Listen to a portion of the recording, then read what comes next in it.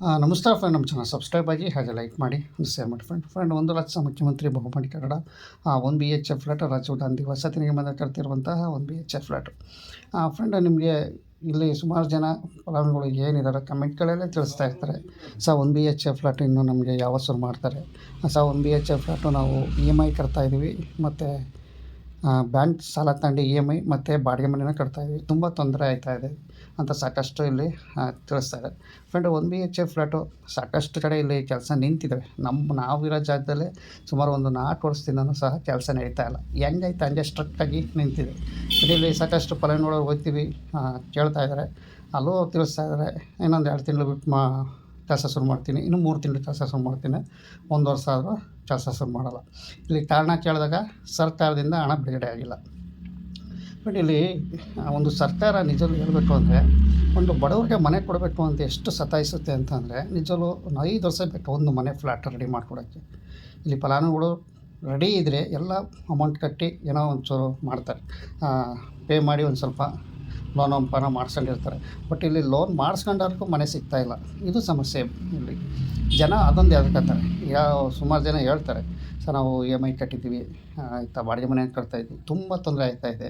ಕೇಳಿದ್ರೆ ಮುಂದಿನ ತಿಂಗಳು ಅಂತ ಈ ಸುಮಾರು ಒಂದು 6 ತಿಂಗಳು ಮೂವ್ ಮಾಡ್ಕೊಂಬಂದರೆ, ಒಂದು ತಿಂಗಳಲ್ಲಿ EMI ಮಿಸ್ ಆದರೂ, ಚೆಕ್ ಬೌನ್ಸ್ ಆದರೂ, ಈ ಬ್ಯಾಂಕ್ನವರು ಸಿಕ್ಕಾಪಟ್ಟೆ ಬಡ್ಡಿ ಹಾಕ್ತಾರೆ. 700-800 ರೂಪಾಯಿ, ಈ ಕಡೆ 1,000 ರೂಪಾಯಿ ಹತ್ತತ್ರ ಆಗುತ್ತೆ. ನಮ್ಗೆ ತುಂಬ ತೊಂದರೆ ಆಗ್ತಾಯಿದೆ. ಈಗ ನಮಗೆ ಸ್ವಂತ ಮನೆ ಅಂತ ನಾವು ಹೋದರೆ ಬಾಡಿಗೆ ದುಡ್ಡು ನಮಗೆ ಉಳಿಯುತ್ತೆ. ಅದೇ ದುಡ್ಡು ನಾವು ಬ್ಯಾಂಕ್ನಲ್ಲಿ ನಾವು ಕಟ್ಕೋಬೋದು, ತುಂಬ ಅನುಕೂಲ ಆಗುತ್ತೆ. ಮಕ್ಕಳು ಓದಿಸ್ಬೇಕು, ಮತ್ತು ಈ ಕಡೆ ಫೀಸು ಕಟ್ಟಬೇಕು, ಇಲ್ಲಿ ಬಾಡಿಗೆ ಕಟ್ಟಬೇಕು, EMI ಕಟ್ಟಬೇಕು, ತುಂಬ ತೊಂದರೆ ಆಗ್ತೈತೆ. ಇಲ್ಲಿ ವಸತಿ ಸಚಿವರಿಗೂ ಸಹ ತಿಳಿಸಿದ್ರು, ಅವರು ನೆಕ್ಸ್ಟು ಅಂತಾರೆ. ರಾಜೀವ್ ಗಾಂಧಿ ವಸತಿ ನಿಗಮಕ್ಕೆ ಭೇಟಿ ಮಾಡಿದಾಗಲೂ ಅವರು ಸಹ ನೆಕ್ಸ್ಟ್ ತಿಂಗಳು ಅಂತ ಹೇಳ್ತಾರೆ. ಈ ಥರ ಸಮಸ್ಯೆಗಳು ಆಗ್ತಾಯಿದೆ ಅಂತ ಸಾಕಷ್ಟು ಕಮೆಂಟ್ಗಳಲ್ಲಿ ಬರ್ತಾಯಿದೆ.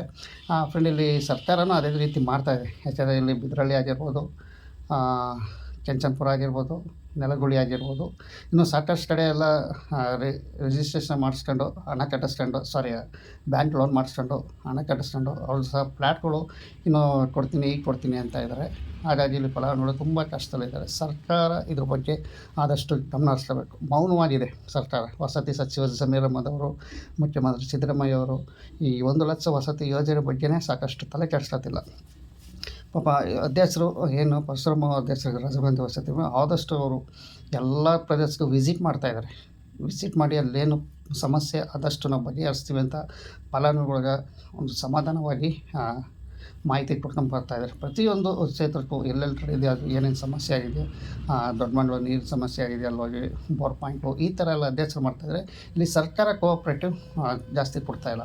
ಅಂದರೆ ಎಲ್ಲ ಕ್ಷೇತ್ರಕ್ಕೂ ಹಣ ಬಿಡುಗಡೆ ಮಾಡ್ತಾಯಿಲ್ಲ. ಕೇಳಿದ್ರೆ 2026 ಒಳಗೆ 1,00,000 ವಸತಿ ಯೋಜನೆಗಳೆಲ್ಲ ಪೂರ್ಣಗೊಳಿಸ್ತೀವಿ ಅಂತ ತಿಳಿಸ್ತಾ ಇದೆ ಅದು ವಸತಿ ಸಚಿವರು. ಬಟ್ ಇಲ್ಲಿ ಆಲೇ 4 ತಿಂಗಳಾಯಿತು. ಅದು ನೋಡಬೇಕು. ಹೇಳ್ತೈತೆ, ಅಲ್ಲಿ ಹಣ ಬಿಡುಗಡೆ ಮಾಡ್ತಾಯಿಲ್ಲ ಸರ್ಕಾರ. ಹಣ ಬಿಡುಗಡೆ ಮಾಡಿ ಈ ಬಡವರಿಗೆ ಸ್ವಲ್ಪ ಅನುಕೂಲ ಮಾಡಿಕೊಡ್ಬೇಕು ಸರ್ಕಾರ ಅಂತ ಹೇಳ್ತಾ, ಎಲ್ಲ ಪರಗಳು ರಿಕ್ವೆಸ್ಟು. ಮತ್ತು ಎಷ್ಟು ಹೇಳಿದ್ರು ಇಲ್ಲಿ ಸರ್ಕಾರ ಆದಷ್ಟು ಗಮನ ಹಾಕತ್ತಾ ಇಲ್ಲ. ಇದ್ರ ಬಗ್ಗೆ ಗಮನ ಹರಿಸ್ಕೊಂಡು ಎಲ್ಲೆಲ್ಲಿ ನಿಂತಿದ್ದಾವೆ ಫ್ಲ್ಯಾಟ್ಗಳು, ದಾನಿಗಳ್ಳಿ ಆಗಿರ್ಬೋದು, ಬಿಳಿಜಾಚಿ ಆಗಿರ್ಬೋದು, ಗೋವಿಂದಪುರ ಆಗಿರ್ಬೋದು, ಮುದ್ದಾಯಿನಪಾಳ್ಯ ಆಗಿರ್ಬೋದು, ಟಾಟ್ಕೇನಹಳ್ಳಿ ಆಗಿರ್ಬೋದು, ಗೊಳ್ಳಳ್ಳಿ ಆಗಿರ್ಬೋದು, ಕ್ಯಾಸನಹಳ್ಳಿ, ಮತ್ತು ನವರತ್ನ ಅಡ್ರಾರನು ಅದು ರೆಡಿ ಇದೆ. ಬಟ್ ಅದು ಇದಾಯ್ತಲ್ಲ ಫ್ರೆಂಡ್. ಬೆತ್ತನಕೆರೆ ಆಗಿರ್ಬೋದು, ಇನ್ನೂ ಸುಮಾರು ಕಡೆ ಸಣ್ಣ ಪುಟ್ಟ ಕೆಲಸ ನಡೀತಾನೆ ಇದ್ದಾವೆ. ಬಟ್ ಸ್ಪೀಡಾಗಿ ಇಲ್ಲಿ ಸರ್ಕಾರ ಆದಷ್ಟು ವೇಗವಾಗಿ ಕೆಲಸ ನಡೆಸಿ ಆದಷ್ಟು ಬಡವರಿಗೆ ಫ್ಲ್ಯಾಟ್ ಕೊಡಬೇಕು ಅಂತ ಸರ್ಕಾರಕ್ಕೆ ವಿನಂತಿ ಫಲಾನುಭವಿಗಳು ಕೇಳಿಕೊಳ್ಳುತ್ತಿದ್ದಾರೆ ಅಂತಲೇ ಹೇಳ್ಬೋದು.